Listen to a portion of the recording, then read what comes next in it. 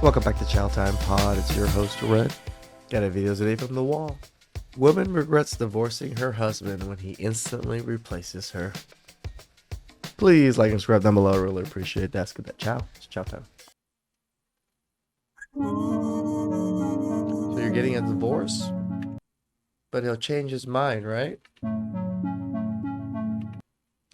That's what I was afraid of. He just got married.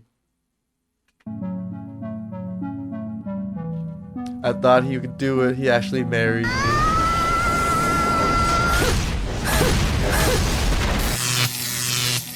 I keep seeing that video of, I wish more people would explain why they broke up. I can't find the original video because my internet sucks right now, but I want to give the story of why I got divorced. Hi, my name's Natalie. I am 30 years old now, but I got married when I was 19 and I was married for 3.5 years. I got married after 6 months of knowing someone. I wouldn't recommend it. It's a way longer video. I can't explain it all right now why I got married, because I didn't just oh, I got married for love. Yeah, I thought he was the love of my life at the time, but I was 19. What did I expect? I thought I knew everything then. Anyways, I was married to this guy, and he was very abusive and very manipulative. And, It's always abusive and manipulative. That's always the first things that come out. I'm not perfect. I look back now, I'm okay, there's things I could have done a lot better. I could have handled way more maturely. I'm not perfect. But he was very different. When I first met him, he totally love bombed me. And then after a year, right after we got married, he completely changed. And he became an alcoholic and an abuser to other substances. And when you're 20, when you're 19, you have a lot of growing to do in the next few years. And he wasn't growing with me in the way I wanted to grow. And if you know me in real life, you probably would have known that I love being in a committed relationship. I love being a wife. I love providing people. I love caring for people. And I treat people with respect that I'm with and love and whatever, She's naming things off as if these are spectacularly out of the norm things. No, these are how relationships should be operating. What are you talking about? Normal things, right? But he did not appreciate me, and that was the issue. He manipulated me into staying with him because I tried leaving many times because he became very abusive. He didn't allow me to have a job. He didn't allow me to go to school. He got jealous of my family, made me cut them off at one point. I wasn't allowed to have friends. I wasn't allowed to go out. He became very addicted to alcohol. I actually saw him punch his sister in the face once. I have a video of it, but I'm trying to I can't release that. I can't because I'm scared that something could happen. But anyways, yeah. Anyways, he would go. I don't know if I can even believe some of these women and just the way they talk.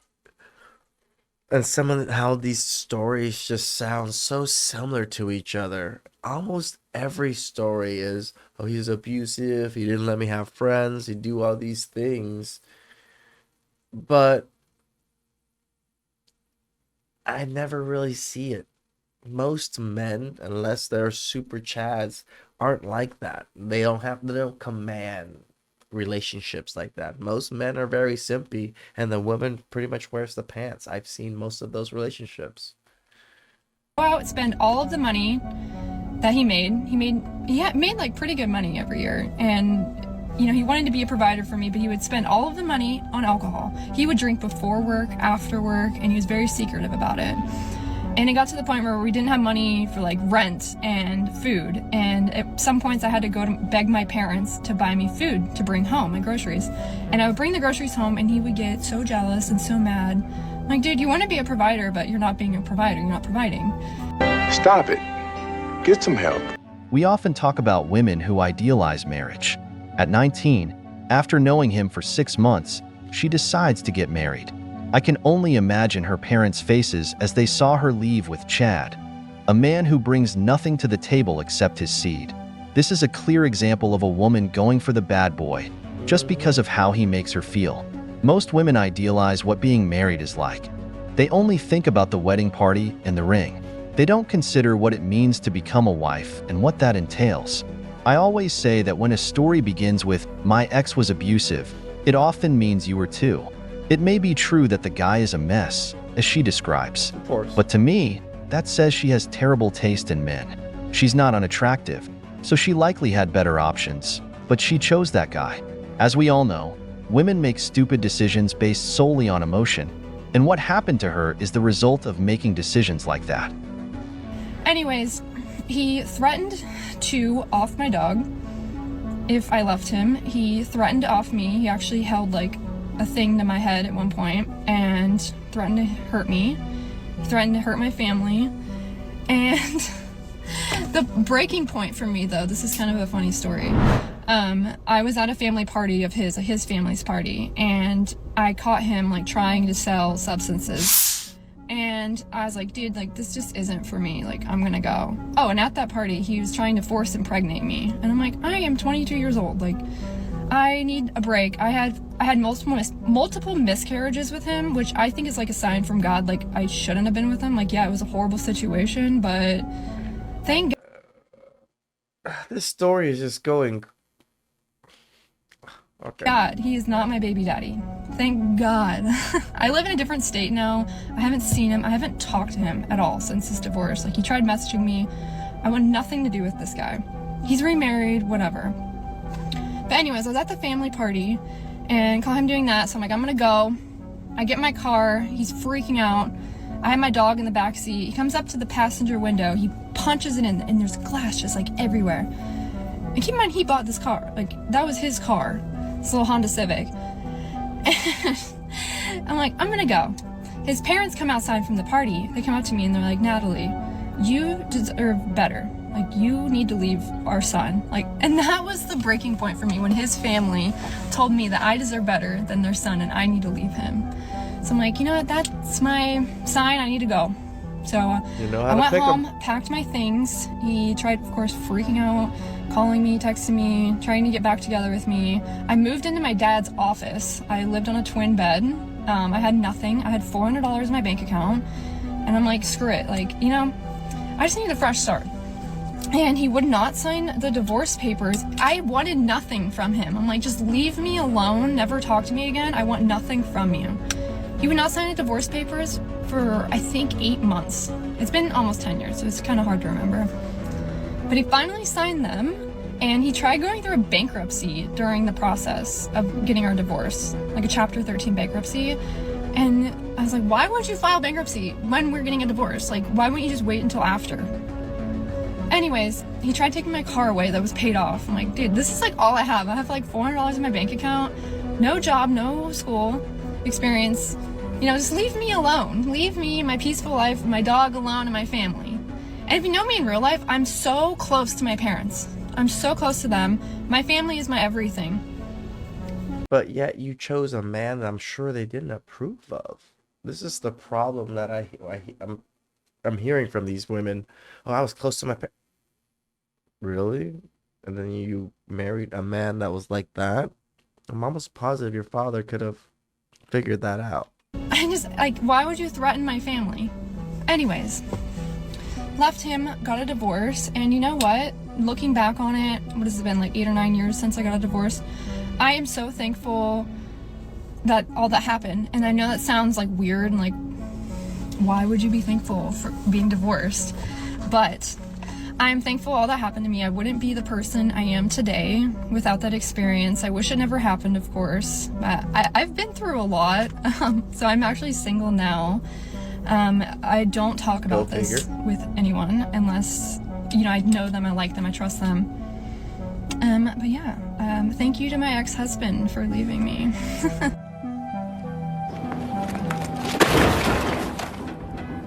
You break up with a guy at 22.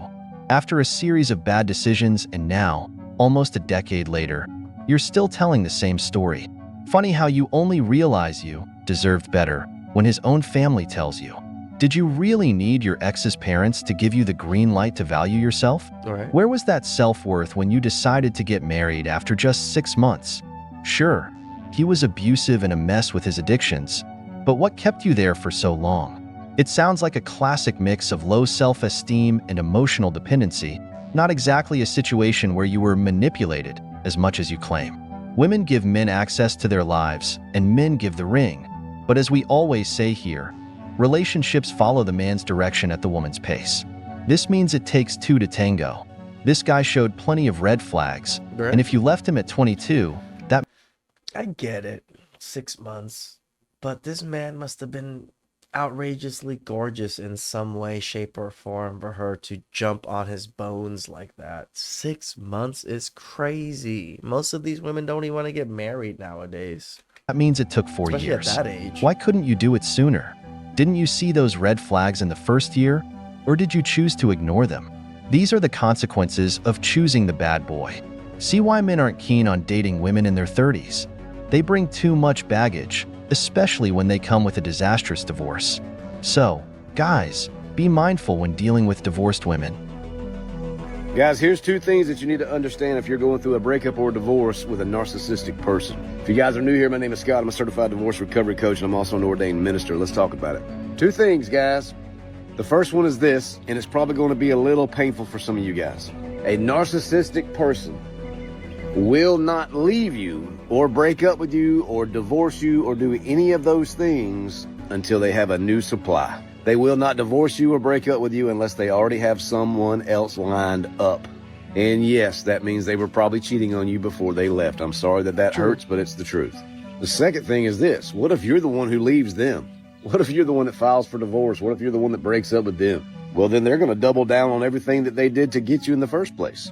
They're going to go back and start being sweet and romantic. They'll be willing to go to therapy and all these things. They'll go to church with you, whatever it is that you want to do so they can reel you back in. It's called hoovering.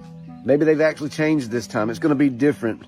They seem so much better now. The only reason they're doing that is because they have got to maintain a supply. These people cannot function by themselves. This is where you will also see them jump into another relationship very quickly, because their entire reality is built around other people. And some of you guys know exactly what I'm talking about, and I would love to hear your story. Make sure you leave me a comment, guys. Hope this helps somebody. Totally agree, but I have one question. Where do these ridiculous titles come from? Honestly, do they make up these careers, or do people actually study for them? Someone leave a comment to clarify. But based on what you said, never forgive a cheating woman. A cheater never stops. They may pause for a few years, but they always go back to it. You know why? Because like any narcissist, they'll wait for you to cool down. They'll put effort into the relationship, make you feel comfortable, and once they have you in their hands again, they'll do it all over. And they'll be even more clever about it, because they love that thrill of doing what's forbidden. Once a woman loses the fear of cheating, my friend, you're not getting her out of that. Plus, you don't want that torment in your mind, wondering where she is at every moment and needing constant communication. It'll mess with your head, creating endless insecurities. It's better to start a new chapter in your story than to keep reading the same book where the hero always dies. I am a divorced mum of 2, and I've been separated now for 3 years, and I have experienced what it feels like to be in a marriage where you feel alone and you feel undesired, you feel unsupported, and you feel unheard. And being in that situation can be crippling to your self-esteem and confidence.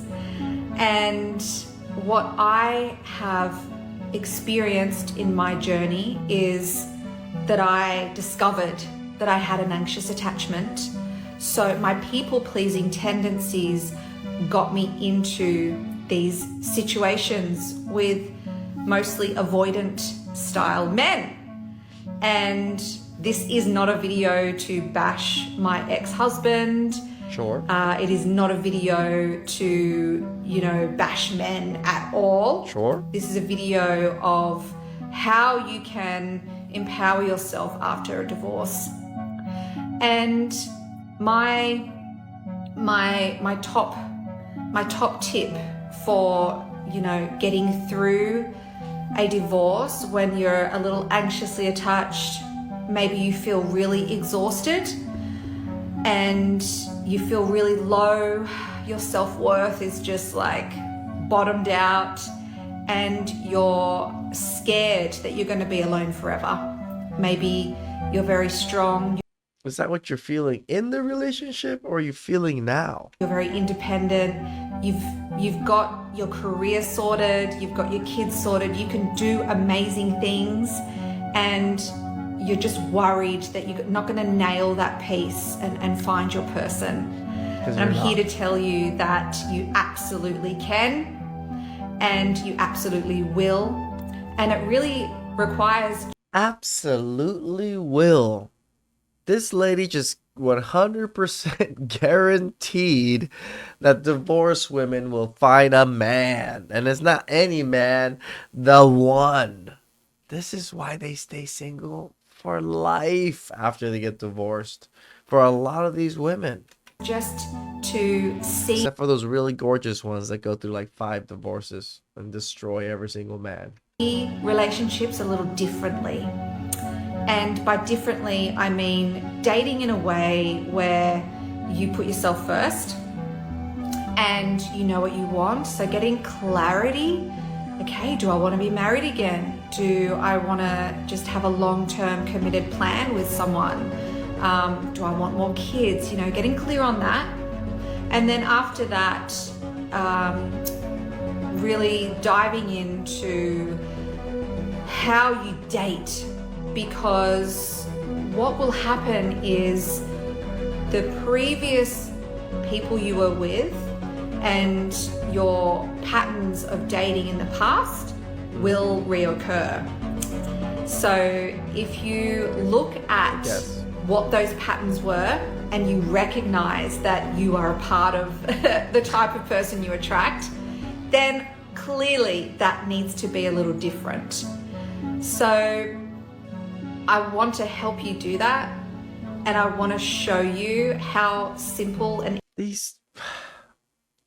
So they're trapping women to try to make money off of other lonely, desperate, divorced women, so they won't be lonely, desperate, and broke, dusty, musties, or crusties, right? Because this is what's going on with these videos. Because it's not working on us in any shape or form, but I'm sure it's working on women. Easy and actually fun it can be to date differently and how to rediscover yourself. So book a free discovery call and I can show you how the coaching methodologies and techniques really Are you remarried with the one girl? Because if you're not, how can you tell other women what to do? Shift that for you quite quickly. Love you. Cocaine's a hell of a drug. And tell me something, has that worked for you?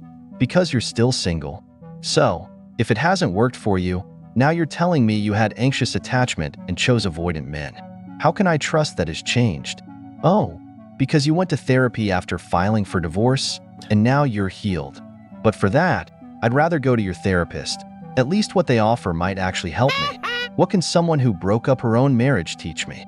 Someone who didn't look for solutions in her relationship with the father of her kids. These are the women who go searching outside for what was missing in their relationship, thinking the grass is always greener. And now, she wants to sell a course to teach other women to look for what she hasn't even found herself. Honestly, you can't make this stuff up. There's a statistic that says 50% of relationships after a divorce end badly, and it gets worse the more divorces there are. What does that tell you? It's not always the husband they left. Sometimes it's the woman who ruins a good marriage just out of boredom, claiming she's not happy. Because, remember, marriage is only meant to make the woman happy.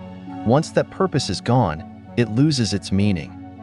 Do you want to know why it's mostly single women that give advice on this app? I heard a girl asking, like, why isn't it that the married women are the ones giving dating advice? Why is it single women? Well, every time a married woman shares a good positive story about her husband or her married life, people jump in the comments and wish the worst on her. They say that she's bragging and that you should never brag on your man, and oh my God, one day he's going to embarrass you. We're not bragging. We're actually living our happily married lives. Right. And sometimes when we share, if we share anything personal about our situation, people take take it the wrong way. So I give general dating advice here on my channel, but I would love to give more personal, more detailed advice, but I can't really do that unless I talk about my personal situation. And every time I do, on the rare occasion, people are like just wishing and waiting for the other shoe to drop in my life. So therefore, I kind of scale back and I talk very generally. But I am going to share some personal stories about me and my life and how I kind of landed in this place. Why? Not because I want to brag, but because I do believe that success can be replicated, that we can learn from each other. Like, I can't be the only one who found love later in life, you know, got married at 38, had my son at 39, became a homeowner at 40. I am the president of the Late Bloomers Club, and I want to give hope to not just the late bloomers, even women in their 20s too. Maybe I can save the women in her 20s some time so that way she doesn't have to make all of the same mistakes I did. I am not a dating expert. I'm just someone who got it wrong time and time and time again. And when I finally got it right, things went smoothly for me. So maybe I can spare you guys from making a lot of the stupid mistakes that I did. Anyway, stay tuned to my channel. Those videos will be dropping soon. And don't discredit the advice that single women on this app give, because you need to learn some things from a woman who's still in the dating game. They have value too. I'll see you in my next video. I guess. At least this one is honest. She's right. People only want to hear about destruction, not unity. For women, seeing a happy couple is synonymous with thinking that the man will eventually cheat. That's why videos of traditional wives, or women showing their happy life alongside a man, are filled with hateful comments. It's because misery loves company. And who's commenting? Women. It's always the typical wait till he cheats, wait till he hits you, enjoy it now before he becomes abusive. It's like they've generalized the idea that all men are abusive, that every woman who does acts of service for her husband is being oppressed. But many of these women had miserable, boring lives before finding a partner. They found happiness alongside a man. I've always said that taking things to extremes is harmful. Just as there are bad women, there are bad men, but not everyone is out to hurt the other. Believe me, this woman probably got a lot of hate for this video. And when you look at the age of the women leaving comments, you mostly see women 35 and older, stuck on the wall, sharing their misery, because we all know that the wall doesn't forgive. Isn't it sad that the advice they give each other? It's not even good advice, but they still take it and give each other money for the idiotic advices that they give each other. I mean, if I gave you guys stupid advice, you guys wouldn't even listen to me. Please rip them a low. I really appreciate that. Good job. Ciao.